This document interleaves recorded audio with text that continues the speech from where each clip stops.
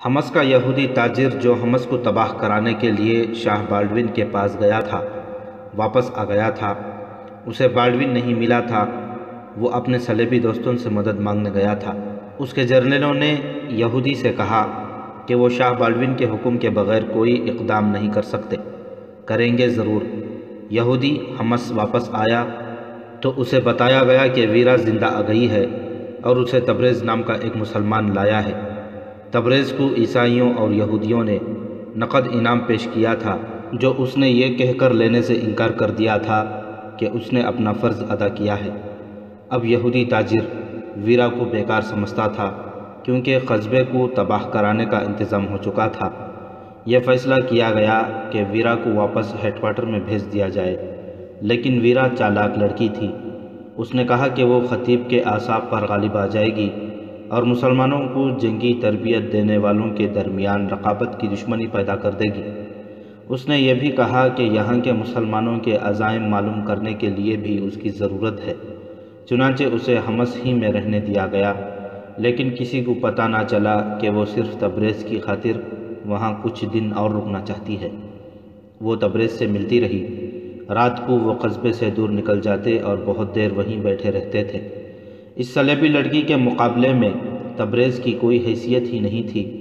وہ تو امراء، وزراء اور بادشاہوں کے محلات میں رہنے والی لڑکی تھی۔ دمشق میں اس نے انتظامیہ کے 2 امراء کو اپنے قدموں میں بٹھا لیا تھا اور ان کے ہاتھوں ایسی سازش تیار کرا دی تھی جس کی اطلاع پر سلطان ایوبی دمشق جا رہا تھا، مگر طغیانی کی دہشت اور تبریز کے کردار نے اسے ایسا جھٹکا دیا تھا کہ اس کی ذات میں روح اور جذبات بیدار ہو گئے تھے۔ وہ تبریز کی پوجا کرنے لگی تھی اور تبریز اس کی محبت میں گرفتار ہو چکا تھا۔ تبریز، ایک بات بتاؤ، ایک رات ویرا نے اس سے پوچھا۔ خطیب اور دوسرے چند ایک آدمی جو تمہیں جنگی تربیت دیتے ہیں، وہ کہاں سے آئے ہیں؟ تبریز جواب دینے لگا تو ویرا بول اٹھی، رہنے دو، جانے دو تبریز، ہمیں اس سے کیا، کوئی کچھ کرتا پھرے، ہم اتنی خوبصورت رات کو جنگ کی باتوں سے کیوں مقدر کریں؟ اس طرح وہ 2 حصوں میں کٹ گئی تھی۔ تبریز کے ساتھ ہوتی تو وہ معصوم اور پاک لڑکی ہوتی تھی۔ اسے یہ بھی یاد نہیں رہتا تھا کہ وہ جاسوس ہے۔ اس نے ایک ہی بار تبریز پر خطیب اور دوسرے استادوں کے متعلق پوچھا، لیکن اسے اس نے دھوکہ سمجھا اور تبریز کو جواب دینے سے روک دیا۔ یہی ویرا جب یہودی تاجر کے گھر میں بیٹھی ہوتی تو مسلمانوں کی تباہی کی باتیں کرتی تھی۔ 1.5-2 مہینے گزر گئے تھے۔ ایک شام ویرا تبریز کے گھر چلی گئی اور اس کی ماں کے ساتھ باتیں کرتی رہی۔ اس نے تبریز کو اشارہ کیا جسے وہ سمجھتا تھا۔ وہ چلی گئی۔ شام کا اندھیرا گہرا ہوتے ہی تبریز اس جگہ پہنچ گیا جہاں وہ ملا کرتے تھے۔ ویرا آ گئی تھی۔ تبریز کو قصبے سے دور لے گئی۔ وہ گھبرائی ہوئی تھی۔ تبریز کے پوچھنے پر بھی اس نے نہ بتایا کہ اس کی گھبراہٹ کی کیا وجہ ہے۔ انہیں آوازیں سنائی دیں۔ کوئی ویرا کو پکار رہا تھا۔ تبریز نے پوچھا کہ یہ کون ہے؟ ویرا نے گھبرائی ہوئی آواز میں کہا کہ اس کے آدمی اسے تلاش کر رہے ہیں، چلو اور دور نکل چلیں۔ ویرا نے کہا اور اسے اور دور لے گئی۔ اسے ابھی تک کوئی پکار رہا تھا۔ ان آوازوں کو مت سنو تبریز، ویرا نے کہا، میں جب تمہارے پاس ہوتی ہوں تو میں اپنے کسی آدمی کی آواز نہیں سننا چاہتی۔ آگے چٹانیں تھیں۔ ویرا تبریز کو چٹانوں کے پیچھے لے گئی۔ تبریز حیران سا ہو کے اس کے ساتھ چلتا رہا اور وہ ایک جگہ رک گئے۔ وہاں کسی کی آواز نہیں پہنچتی تھی۔ تبریز چونک اٹھا اور بولا، شور سا سنائی دیتا ہے، تم بھی سننے کی کوشش کرو، ایسے لگتا ہے جیسے چیخ و پکار ہو رہی ہو اور گھوڑے دوڑ رہے ہیں، تمہارے کان بج رہے ہیں۔ ویرا نے ہنس کر کہا، ہوا کے تیز جھونکے چٹانوں سے ٹکرا کر گزر رہے ہیں، یہ ان کی آوازیں ہیں۔ ویرا نے اسے اپنے بازوؤں اور ریشمی بالوں میں گرفتار کر کے اس کی آنکھوں، کانوں اور عقل پر قبضہ کر لیا تھا۔ تبریز مان گیا کہ یہ آوازیں ہوا کی ہیں جو بہت دور کے شور کی طرح سنائی دیتی ہیں، مگر اسے معلوم نہ ہو سکا کہ یہ آوازیں اس کی اپنی بستی کے لوگوں کی ہیں اور وہاں وہ قیامت برپا ہو چکی ہے جو یہودی تاجر برپا کرانا چاہتا تھا۔ ویرا کو معلوم تھا، وہ نہیں چاہتی تھی کہ یہ آوازیں تبریز کے کانوں تک پہنچیں۔ یہ انتظام اس طرح ہوا تھا کہ یہودی تاجر ایک بار پھر بالڈون سے ملنے گیا تھا۔ اسے بالڈون مل گیا تھا۔ یہودی نے اسے بتایا کہ حمص کے مسلمان کیا کر رہے ہیں اور وہ کس طرح صلیبی فوج کے لیے خطرہ بن سکتے ہیں۔ بالڈوین کا یہ من پسند شکار تھا۔ اس نے یہودی کو بتایا کہ وہ کس رات چپکے سے حمص پر حملہ کرائے گا۔ اس نے یہودی سے یہ بھی کہا کہ عیسائی اور یہودی اس رات حملے سے پہلے قصبے سے نکلے۔ اگر وہ دن کے دوران نکلے تو مسلمانوں کو شک ہوگا کہ کوئی گڑبڑ ہے۔ یہودی نے واپس آ کر جب اپنے آدمیوں کو یہ اسکیم بتائی تو ویرا نے کہا کہ وہ تبریز اور اس کے کنبے کو بچانا چاہتی ہے۔ اسے ہم صلیب سے غداری کہیں گے، بوڑھے عیسائی نے کہا۔ سانپ کے بچوں کو بچانا کہاں کی عقل مندی ہے، یہودی تاجر نے کہا۔ یہاں مسلمانوں کے 2 گھر ایسے ہیں جن کے ساتھ میرے دلی تعلقات ہیں، وہاں کے رہنے والے ایک عیسائی نے کہا، لیکن میں انہیں بچانے کی نہیں سوچ رہا۔ ہمیں مسلمانوں کا خون چاہیے۔ مسلمان میرا ذاتی دوست ہو سکتا ہے، میرے مذہب کا وہ دشمن ہی ہوگا۔ میں اسے زندہ رکھنا چاہتی ہوں جس نے مجھے موت کے منہ سے نکالا تھا، ویرا نے غصے سے کہا۔ ہم نے اسے اتنا انعام پیش کیا تھا جو اس نے کبھی خواب میں بھی نہیں دیکھا ہوگا، یہودی تاجر نے کہا۔ اس نے کہا کہ اس نے اپنا فرض ادا کیا ہے، ہم نے اسے انعام پیش کر کے اپنا فرض ادا کر دیا ہے، اب وہ ہمارا دشمن اور ہم اس کے دشمن ہیں۔ میں اسے دشمن نہیں سمجھتی، ویرا نے جھنجھلا کر کہا۔ یہ صرف ایک مرد ملا ہے جس نے میرے جسم پر ذرہ بھر توجہ نہیں دی تھی۔ تم سب گنہگار ہو۔ تم میں کون ہے جس کی نیت میرے حق میں صاف ہے؟ میری آنکھوں میں اپنے چہرے دیکھو۔ تم صرف تبریز کو بچا لو، یہودی تاجر نے کہا، لیکن اسے کیسے بچاؤ گی؟ اگر تم نے اسے بتایا کہ کیا ہونے والا ہے تو وہ ساری آبادی کو نہیں بتا دے گا، اور اگر تم اس کے پورے کنبے کو گھر سے نکل جانے کو کہو گی تو وہ وجہ نہیں پوچھیں گے۔ تم کیا بتاؤ گی؟ تم ایک مسلمان کو نیکی کا صلہ دیتے دیتے ان تمام مسلمانوں کو چوکنا کر دو گی جو ہمارے لیے خطرہ بنے ہوئے ہیں۔ مجھے اناڑی نہ سمجھو، ویرا نے کہا، میں صلیب کو دھوکہ نہیں دوں گی۔ حملے کی شام ویرا تبریز کے گھر گئی اور اسے باہر لے گئی۔ اس کے آدمیوں کو معلوم تھا کہ رات کو وہ اکثر کہاں چلی جاتی ہے۔ اس نے انہیں بتا رکھا تھا کہ تبریز کو محبت کا دھوکہ دے کر وہ اس سے بھید لیتی ہے۔ وہ اسے باہر لے گئی تو قصبے سے عیسائی اور یہودی دبے پاؤں نکلنے لگے۔ انہوں نے ویرا کی تلاش میں ایک آدمی بھیجا جو اسے پکارتا رہا، لیکن ویرا تبریز کو دور ہی دور لے جاتی رہی۔ وہ اسے اتنی دور لے جانا چاہتی تھی جہاں سے اسے قصبے کا شور نہ سنائی دے۔ ویرا کی تلاش میں جو آدمی گیا تھا وہ مایوس ہو کر واپس چلا گیا۔ قصبے پر نیند کا غلبہ طاری ہو چکا تھا۔ صلیبی فوج کے پیادے دبے پاؤں قریب آ گئے تھے۔ ان کی تعداد قصبے کی آبادی سے کئی گنا زیادہ تھی۔ پیادہ فوج بالکل قریب آ گئی تو عقب سے گھوڑ سوار بھی آ گئے۔ مسلمان گہری نیند سوئے ہوئے تھے۔ فوج نے طغیانی کی طرح یلغار کر دی۔ فوجیوں نے مشعلیں جلا لی تھیں۔ 2-3 جھونپڑیوں کو آگ لگا دی گئی تاکہ روشنی ہو جائے۔ صلیبی سپاہی دیواریں پھلانگ کر گھروں میں داخل ہوئے۔ زیادہ تر مسلمان جاگنے سے پہلے ہی مارے گئے۔ جو بروقت جاگ اٹھے اور ہتھیار اٹھا سکے انہوں نے مقابلہ کیا۔ بعض لڑکیوں نے خودکشی کر لی۔ صلیبی گھڑ سواروں نے قصبے کو گھیر رکھا تھا۔ کسی کو باہر کو بھاگتا دیکھتے تو اسے برچھی یا تلوار کا شکار کر لیتے تھے۔ یہ تھی وہ چیخ و پکار اور شور جو چٹانوں میں بیٹھے ہوئے تبریز نے سنا تھا۔ اس کا گھر تباہ ہو چکا تھا، بچہ بچہ کٹ گیا تھا۔ شاہ بالڈوین نے مسلمانوں کی اس بستی سے بھی اپنی شکست کا انتقام لے لیا تھا۔ تم آج مجھے اتنی دور کیوں لے آئی ہو؟ تبریز نے پوچھا اور کہا، تم آج بولتی کیوں نہیں؟ گھبرائی ہوئی کیوں ہو؟ اس لیے کہ تم میرا ساتھ نہیں دو گے۔ ویرا بہت ہوشیار لڑکی تھی، کہنے لگی، میں تمہیں کہیں اور لے جا رہی ہوں۔ اسے خاموش دیکھ کر بولی، کل واپس آ جائیں گے۔ کہاں؟ کیا تمہیں مجھ پر بھروسہ نہیں؟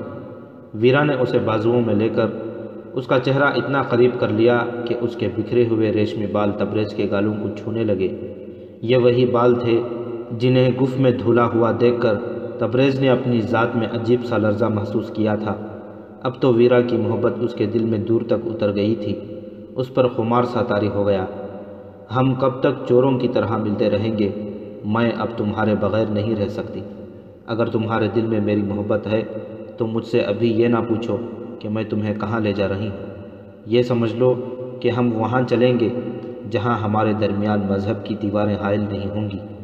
تم مرد ہو، مجھے دیکھو، کمزور سی عورت ہو کر تمہاری محبت کی خاطر کتنا بڑا خطرہ مول لے رہی ہوں۔ کمزور دراصل تبریز تھا۔ ویرا اس کی عقل پر غالب آ گئی تھی۔ وہ اس کوشش میں تھی کہ تبریز اپنے قصبے میں واپس نہ جائے۔ وہ جانتی تھی کہ وہاں اسے اپنے گھر کے جلے ہوئے کھنڈر اور گھر والوں کی جلی ہوئی لاشیں ملیں گی، پھر وہ پاگل ہو جائے گا۔ ہو سکتا تھا ویرا کو کسی شک کی بنیاد پر قتل ہی کر دے۔ ویرا کے دماغ میں کچھ اور آ گیا تھا۔ اس نے محبت کی خاطر اور طغیانی سے بچانے اور اسے باعزت حمص لانے کے صلے میں صلیبیوں کے ہاتھوں قتل ہونے سے بچا لیا تھا، اور اب اپنے گھر کی بربادی دیکھنے کی اذیت سے بچانا چاہتی تھی۔ اس نے تبریز کو اٹھا لیا اور چل پڑی۔ تبریز اس کے ساتھ یوں جا رہا تھا جیسے ہپنوٹائز کر لیا گیا ہو۔ صبح طلوع ہوئی تو حمص جلے ہوئے کھنڈروں میں تبدیل ہو چکا تھا۔ وہاں کوئی مسلمان زندہ نہیں رہا تھا۔ بڑی مسجد کے مینار کھڑے تھے۔ خطیب اور اس کے ساتھی مقابلے کے بغیر شہید ہو گئے تھے۔ اس وقت ویرا تبریز کو ساتھ لیے صلیبی فوج کی خیمہ گاہ تک پہنچ چکی تھی۔ تبریز کا دماغ بیدار ہو گیا۔ اس نے ویرا سے پوچھا کہ وہ یہاں کیا لینے آئی ہے۔ ویرا نے اس کے وسوسے اپنی زبان کے کمال سے رفع کر دیے۔ اسے ایک طرف کھڑا کر کے اس نے ایک کمانڈر سے بات کی۔ کمانڈر نے اسے کوئی راستہ سمجھایا۔ ویرا تبریز کو ساتھ لیے ادھر چلی گئی۔ وہ جہاں پہنچے وہ شاہ بالڈون کی ذاتی خیمہ گاہ تھی، جس پر محل کا گمان ہوتا تھا۔ محافظوں نے بہت کچھ پوچھ کر ویرا کو بالڈون کے خیمے میں جانے دیا۔ کچھ دیر بعد تبریز کو اندر بلایا گیا۔ بالڈون نے اسے سر سے پاؤں تک دیکھا اور کہا، یہ لڑکی تمہیں اپنے ساتھ رکھنا چاہتی ہے۔ اس نے ایسی خواہش کا اظہار کیا ہے جسے ہم رد نہیں کر سکتے۔ تمہیں کسی قسم کا شک یا ڈر نہیں ہونا چاہیے۔ میں اپنا مذہب تبدیل نہیں کروں گا، تبریز نے کہا۔ تمہیں مذہب تبدیل کرنے کو کس نے کہا ہے؟ ویرا نے کہا۔ پھر کیا ہوگا؟ تبریز نے پوچھا۔ میں یہاں رہ کر کیا کروں گا؟ مجھے واپس جانا ہے۔ تبریز، ویرا نے اسے اپنی طرف متوجہ کر کے اس کی آنکھوں میں آنکھیں ڈال دیں اور کہا، میں نے تمہیں کیا کہا تھا؟ مجھے بھی وہیں جانا ہے جہاں تمہیں جانا ہے۔ تبریز کچھ بھی نہ سمجھ سکا۔ عز الدین کا ایلچی سلطان صلاح الدین ایوبی کا جواب لے کر کبھی کا عز الدین کے پاس پہنچ چکا تھا۔ سلطان ایوبی کی ہدایت کے مطابق عز الدین نے ابن لاؤن سے ایک ملاقات کر لی تھی اور اسے یقین دلا دیا تھا کہ وہ اس کے ساتھ دوستی کر لے گا اور سلطان ایوبی کو دھوکہ نہیں دے گا۔ اس نے ابن لاؤن کو ایسے سبز باغ دکھائے تھے کہ وہ پوری طرح اس کے جھانسے میں آ گیا تھا۔ اس کے بعد ابن لاؤن اسے ملنے قار احسار آیا تھا۔ قار احسار زرخیز اور سرسبز علاقہ تھا، جسے دیکھ کر ابن لاؤن کے چہرے پر رونق آ گئی تھی۔ اس سے چند ہی روز بعد سلطان ایوبی اپنی فوج کے ساتھ قار احسار کے قریب جا خیمہ زن ہوا۔ اس کی فوج تھکی ہوئی تھی، لیکن وہ آرام میں وقت ضائع کرنا نہیں چاہتا تھا۔ یہ خطرہ بھی تھا کہ حملے میں تاخیر ہو گئی تو ابن لاؤن کو فوج کی آمد کی خبر مل جائے گی۔ اسے توقع تھی کہ ابن لاؤن کے ساتھ بڑا سخت مقابلہ ہوگا۔ اس خطرے کے پیش نظر اس نے حلب کی فوج کو بھی بلا لیا تھا۔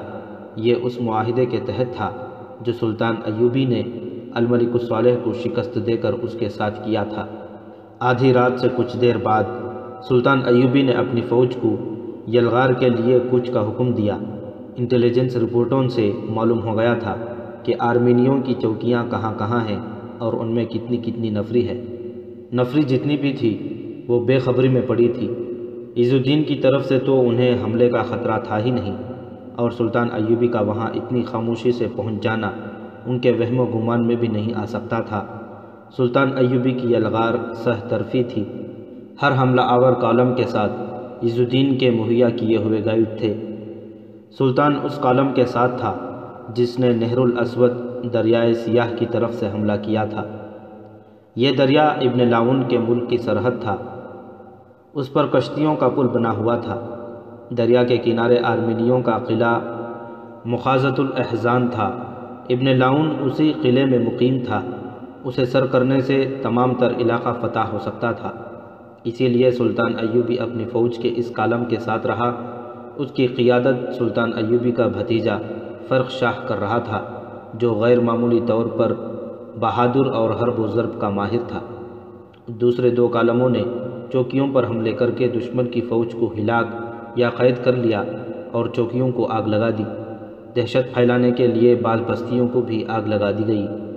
ابن لاؤن کی آنکھ اس وقت کھلی جب سلطان ایوبی کے جانباز کمندیں پھینک کر قلعے کی دیواروں پر چڑھ گئے تھے اور منجنیقوں سے وزنی پتھر پھینک کر قلعے کا دروازہ توڑا جا چکا تھا۔ قلعے میں فوج سوئی ہوئی تھی۔ ابن لاؤن دوڑ کر قلعے کے ایک مینار پر گیا۔ دور اسے آگ کے شعلے نظر آئے۔ وہ ابھی سوچ بھی نہ پایا تھا کہ یہ کیا ہو رہا ہے اور وہ کیا کرے کہ سلطان ایوبی کا ایک جانباز جیش اس پر ٹوٹ پڑا۔ اس کے محافظوں نے مقابلہ تو خوب کیا لیکن مارے گئے اور ابن لاؤن کو قید کر لیا گیا۔ صبح طلوع ہو رہی تھی جب ابن لاؤن کو سلطان ایوبی کے سامنے کھڑا کیا گیا۔ سلطان ایوبی حکم دے چکا تھا کہ قلعے کو مسمار کر دیا جائے۔ اس کی فوج اس کام کے لیے کافی نہیں تھی۔ عز الدین بھی سلطان ایوبی کے ساتھ تھا۔ سلطان ایوبی کے کہنے پر ابن لاؤن نے ہر طرف قاصد اس حکم کے ساتھ دوڑا دیے کہ تمام فوج ہتھیار ڈال کر قلعے کے قریب آ جائے۔ فوج کے آنے تک سلطان ایوبی نے عز الدین کے کہنے پر ابن لاؤن کے ساتھ صلح کی شرائط طے کر لی۔ ان میں ایک یہ تھی کہ ابن لاؤن اپنی آدھی فوج سلطان ایوبی کے حوالے کر دے، دوسری یہ کہ ابن لاؤن کی فوج کی حد مقرر کر دی گئی، تیسری یہ کہ ابن لاؤن سالانہ جزیہ دیتا رہے، اور ایسی چند اور شرائط تھیں جنہوں نے ابن لاؤن کو برائے نام حکمران رہنے دیا۔ جب ابن لاؤن کی فوج ہتھیار ڈال کر قلعے کے قریب اکٹھی ہو گئی تو سلطان ایوبی نے اس فوج کو حکم دیا کہ قلعے کو اس طرح مسمار کر دے کہ اس کا یہاں نشان بھی نہ رہے۔ شکست خوردہ فوج نے اسی وقت قلعہ مسمار کرنا شروع کر دیا اور سلطان ایوبی اپنی فوج کو مصافہ نام کے ایک گاؤں کے قریب لے گیا۔ اس نے حلب کی فوج واپس بھیج دی اور اپنی فوج کو آرام کی لمبی مہلت دی۔ ابن لاؤن کی جو آدھی فوج اس نے لے لی تھی وہ عز الدین کو دے دی، مگر سلطان ایوبی کو معلوم نہ تھا کہ اس کی فوج کی خیمہ گاہ جس سلسلہ کوہستان کے دامن میں ہے، اس کے اندر اور اس کی بلندیوں پر بالڈوین کی فوج آ چکی ہے اور وہ عقاب کی طرح اس پر جھپٹنے پر توڑ رہی ہے۔ سلطان ایوبی نے اس علاقے میں دیکھ بھال کی ضرورت محسوس نہیں کی تھی کیونکہ اسے کسی فوج کا خطرہ نہیں تھا۔ تقریباً تمام مورخوں کی تحریروں سے حیرت کا اظہار ہوتا ہے کہ سلطان ایوبی نے عز الدین کے پیغام پر کیوں اپنا اتنا بڑا پلان تبدیل کر کے ابن لاؤن جیسے غیر اہم حکمران پر فوج کشی کی، جس میں اس نے بے شک فتح حاصل کی لیکن جو وقت اور جو فوج ضائع ہوئی اس کی قیمت زیادہ تھی۔ ارنول نام کا مورخ لکھتا ہے کہ سلطان ایوبی ارد گرد کے خطروں کو کم کرنا چاہتا تھا۔ اس وقت کے وقائع نگار جن میں اسد الاسدی قابل ذکر ہے لکھتے ہیں کہ سلطان ایوبی عز الدین کا پیغام پڑھ کر جذبات کے غلبے میں آ گیا تھا۔ بہرحال جنگ کے ماہرین نے سلطان ایوبی کے اس حملے کو سراہا نہیں۔ وہ لکھتے ہیں کہ سلطان ایوبی کو معلوم تھا کہ قریب ہی کہیں شاہ بالڈوین کی فوج ہے جو سلطان ایوبی پر اس وقت حملہ کر سکتی تھی جب وہ ایک ہی رات میں حاصل کی ہوئی فتح کے مابعد کے انتظامات میں مصروف تھا۔ مورخ اس پر بھی حیران ہے کہ بالڈوین نے اپنی فوج کو اس وقت پہاڑی علاقے میں جنگی تربیت میں پھیلا دیا جب سلطان ایوبی کی فوج پہاڑیوں کے دامن میں خیمے گاڑ رہی تھی۔ شاہ بالڈوین نے حملے میں تاخیر کی۔ کسی بھی مورخ کو معلوم نہیں تھا کہ یہ اس کی شاہانہ حماقت تھی یا کوئی مجبوری۔ اگر وہ اسی وقت حملہ کرتا تو سلطان ایوبی کی حالت وہی ہوتی جو رملہ میں ہوئی تھی، شکست اور پسپائی۔ سلطان ایوبی کو وہاں خیمہ زن ہونے کے بعد بھی پتہ نہ چلا کہ شاہ بالڈوین اس کے سر پر بیٹھا دانت تیز کر رہا ہے۔ بلندیوں سے بالڈوین کی دیکھ بھال والے آدمی سلطان ایوبی کے خیمہ گاہ کو دیکھتے رہتے اور بالڈوین کو بتاتے رہتے۔ یہ غالباً پہلا موقع تھا کہ سلطان ایوبی کا جاسوسی اور دیکھ بھال کا نظام ڈھیلا پڑ گیا تھا۔ تبریز بھی اس فوج کے ساتھ تھا۔ ویرا نے ابھی تک اسے بتایا نہیں تھا کہ وہ اسے اپنے ساتھ کیوں لائی ہے۔ وہ شاید اسے عیسائی بنا کر جاسوس بنانا چاہتی تھی۔ اس میں دونوں باتیں تھیں، صلیب کی وفاداری بھی اور تبریز کی محبت بھی۔ شاہ بالڈوین کو تبریز کے ساتھ کوئی دلچسپی تھی یا نہیں، اسے ویرا کے ساتھ گہری دلچسپی تھی کیونکہ وہ بہت خوبصورت تھی۔ ایک روز ویرا نے بالڈوین سے کہا تھا کہ وہ اسے اس کے ہیڈ کوارٹر میں بھیج دے جو اقرا میں تھا۔ بالڈوین نے اسے روک لیا تھا۔ یہ اس جگہ کی باتیں ہیں جو حمص کے قریب تھی۔ ایک روز بالڈوین کو جاسوسوں نے اطلاع دی کہ سلطان ایوبی کی فوج تل خالد کو جا رہی ہے۔ بالڈون کے وہم و گمان میں بھی نہیں تھا کہ سلطان ایوبی ابن لاون پر حملہ کرنے جا رہا ہے۔ وہ اس علاقے سے واقف تھا۔ اس نے فوراً اپنی فوج کو مصافہ کے پہاڑیوں کی طرف کوچ کرنے کا حکم دے دیا۔ اس کا پلان یہ تھا کہ وہ سلطان ایوبی کو ان پہاڑیوں میں گھسیٹ کر لڑائے گا۔ اس پلان کے مطابق اس نے پہاڑیوں کی موزوں بلندیوں اور ڈھکی چھپی جگہوں میں اپنی فوج کو پھیلا دیا۔ یہ بہت بڑے پیمانے کی گھات تھی۔ اس نے جب حمص کے قریب کی خیمہ گاہ سے کوچ کا حکم دیا تھا تو ویرا نے اسے کہا کہ وہ اس کے پاس پناہ لینے آئی تھی۔ تبریز کے متعلق اس نے بالڈون کو ساری کہانی سنا کر بتایا تھا کہ وہ اسے کیوں ساتھ ساتھ لیے پھرتی ہے۔ اب جب کہ بالڈون لڑنے کے لیے جا رہا تھا، ویرا اور تبریز کا اس کے ساتھ رہنے کا کوئی مقصد نہیں تھا، مگر بالڈون نے ویرا کو نہ جانے دیا۔ میرے ہاں لڑکیوں کی کوئی کمی نہیں، بالڈون نے کہا، مگر تم پہلی لڑکی ہو جس نے میرے دل پر قبضہ کر لیا ہے۔ تم میرے پاس ہوتی ہو تو مجھے روحانی سکون محسوس ہوتا ہے۔ تم کچھ عرصہ اور میرے ساتھ رہو۔ ویرا اپنے بادشاہوں کو اچھی طرح جانتی تھی۔ بالڈون کی نیت کو سمجھنا اس کے لیے مشکل نہیں تھا۔ اس نے صاف الفاظ میں اسے کہہ دیا، اگر بات روحانی سکون کی ہے تو مجھے یہ سکون اس مسلمان سے ملتا ہے جس کا سارا کنبہ قتل کرا کے میں اسے ساتھ ساتھ لیے پھرتی ہوں۔ میں بتا نہیں سکتی کہ میں نے اسے اس کے کنبے کے قتل سے بے خبر رکھنے کا جو گناہ کیا ہے، اس کا کفارہ میرا ضمیر مجھ سے کس طرح ادا کرائے گا۔ تمہاری بھی روح ہے، بالڈون نے تنزیہ کہا، تمہارا ضمیر ہے۔ راتیں مسلمان عمرہ کے ساتھ گزارنے والی گناہ کا کفارہ ادا کرنے کی بھی سوچ سکتی ہے؟ آپ کے سامنے میں صرف جسم ہوں، دلکش جسم، ویرا نے کہا، اور جب میں تبریز کے پاس ہوتی ہوں تو روح ہوتی ہے، پیار کی پیاسی روح۔ بالڈون بادشاہ تھا۔ اس نے بادشاہوں کی طرح حکم دیا، تم میرے ساتھ رہو گی۔ اس نے دربان کو بلا کر کہا، اس مسلمان کے پاؤں میں زنجیر ڈال دو جو ہماری خیمہ گاہ میں رہتا ہے۔ اور جب بالڈون مصافہ کی پہاڑیوں میں پہنچا تو تبریز زنجیروں میں بندھا ہوا قیدی تھا، اور ویرا ایسی قیدی جسے زنجیر نہیں ڈالی گئی تھی، وہ محافظوں کے پہرے میں تھی۔ یہاں آ کر بالڈون اپنی فوج کے ڈپلوئے میں مصروف ہو گیا۔ فارغ ہوا تو اس نے ویرا کو تڑپانا شروع کر دیا۔ اس کا طریقہ یہ تھا کہ تبریز کو اپنے سامنے بلا لیتا، ویرا کو سامنے کھڑا کر لیتا اور حکم دیتا کہ تبریز کو کوڑے مارے جائیں۔ کوڑے تبریز کی پیٹھ پر پڑتے تو چیخیں ویرا کی نکل جاتی تھیں۔ بالڈون ویرا سے کہتا، تم اپنے آپ کو مجھ سے بچا نہیں سکتی، میں تمہیں اس زبان درازی کی سزا دے رہا ہوں جو تم نے میرے ساتھ کی تھی۔ تبریز تو جیسے گونگا اور بہرا ہو گیا تھا۔ اسے کچھ سمجھ نہیں آتا تھا کہ یہ کیا ہو رہا ہے۔ اسے یقین نہیں آتا تھا کہ اسے یہ سزا ویرا دلا رہی ہے۔ ویرا کی چیخوں اور آہوزاری سے وہ سمجھ گیا تھا کہ ویرا بھی مظلوم ہے۔ تبریز برداشت کرتا رہا، مگر ایک روز ویرا کی برداشت ٹوٹ گئی۔ وہ بالڈون کے پاس چلی گئی، اس کے پاؤں پکڑ کر معافی مانگی اور کہا کہ جب تک کہیں گے اور جس طرح کہیں گے آپ کے ساتھ رہوں گی، تبریز کو چھوڑ دیں۔ بالڈون کے حکم سے تبریز کی زنجیریں کھول دی گئیں اور اس کی مرہم پٹی کا انتظام کر دیا گیا۔ ویرا شاہ بالڈون کی تنہائی کی رونق بن گئی۔ چند دنوں بعد بالڈون نے رات شراب اور ویرا کے حسن سے بدمست ہو کر اسے کہا، اگر میں صلاح الدین ایوبی کو تبریز کی طرح زنجیروں میں باندھ کر تمہارے سامنے کھڑا کر دوں تو مان جاؤ گی کہ میں اتنا بوڑھا نہیں جتنا تم سمجھتی ہو۔ میں صلاح الدین ایوبی سے کہوں گی کہ میں ملکہ بالڈون ہوں۔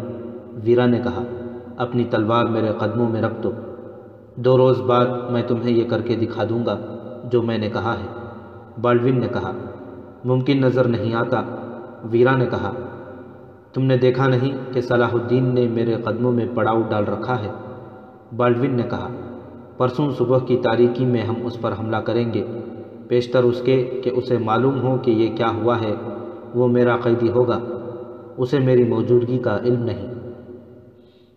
تبریز آزاد تھا۔ اس کے متعلق بالڈون نے کوئی فیصلہ نہیں کیا تھا کہ وہ چلا جائے، رہے یا کیا کرے۔ وہ شاہی مہمان بنا ہوا تھا۔ صبح طلوع ہوئی تو ویرا تبریز کو خیمے میں لے گئی۔ تبریز بےتابی سے اسے ملا اور اس پر برسا۔ زیادہ باتوں کا وقت نہیں، ویرا نے اسے کہا، میں آج تمہارے احسان کا صلہ اور تمہاری محبت کا جواب دینا چاہتی ہوں۔ میں جو کہتی ہوں وہ کرنا، مجھ سے کچھ نہ پوچھنا۔ میں نے بہت گناہ کیے ہیں، تمہارا حمس تباہ ہو چکا ہے، وہاں نہ جانا، وہاں کھنڈر ہوں گے اور تمہیں وہاں اپنے گھر والوں کی ہڈیاں ملیں گی۔ اس نے تبریز کو اس تباہی کی اور تبریز کو بچانے کی تفصیل سنا کر کہا، تمہیں بالڈون کی فوج سے انتقام لینا ہے۔ آج رات اس طرح پہاڑی علاقے سے نکل جاؤ کہ تمہیں کوئی نہ دیکھ سکے۔ صلاح الدین ایوبی کے پاس جاؤ اور اسے بتاؤ کہ صلیبی فوج تمہارے سر پر بیٹھی ہے اور پرسوں تم پر حملہ کرے گی۔ ویرا نے اسے بالڈون کے حملے کا سارا پلان بتا دیا اور کہا، اب میری طرف نہ دیکھو ورنہ یہاں سے ہل نہیں سکو گے۔ میں نے تمہیں کہا تھا کہ ہماری منزلیں جدا جدا ہیں، آج ہم دونوں نے اپنی اپنی منزل پا لی ہے۔ اگر ویرا اسے حمس کی تباہی اور قتل عام کی کہانی نہ سناتی تو تبریز وہاں سے اتنی جلدی نہ چلتا۔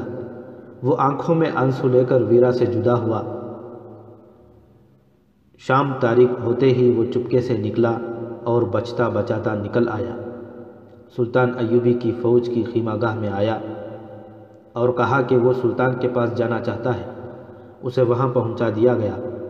سلطان ایوبی نے اس کی ساری داستان تحمل سے سنی اور اسے بالڈون کی فوج اور اس کے پلان کے متعلق پوری اطلاع لی۔ اس نے اسی وقت اپنے سالاروں کو بلایا اور ضروری احکام دیے۔ شاہ بالڈون نے تیسری رات کے آخری پہر سلطان ایوبی کی خیمہ گاہ پر حملہ کیا، مگر وہ صرف خیمے تھے، فوج نہیں تھی۔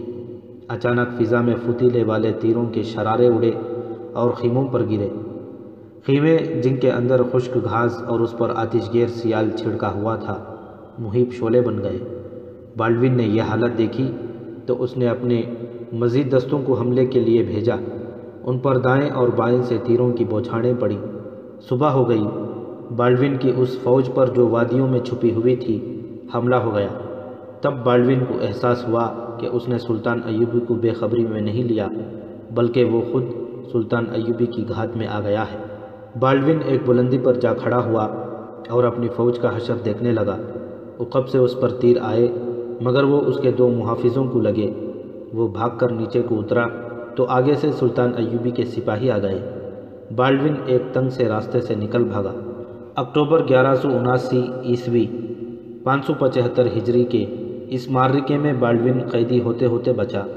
سلطان ایوبی نے رملہ کا شکست کا انتقام لے لیا، جس سے اس کی فوج کا حوصلہ بلند اور خود اعتمادی بحال ہو گئی، اور ویرا اور تبریز تاریخ کی تاریکیوں میں روپوش ہو گئے۔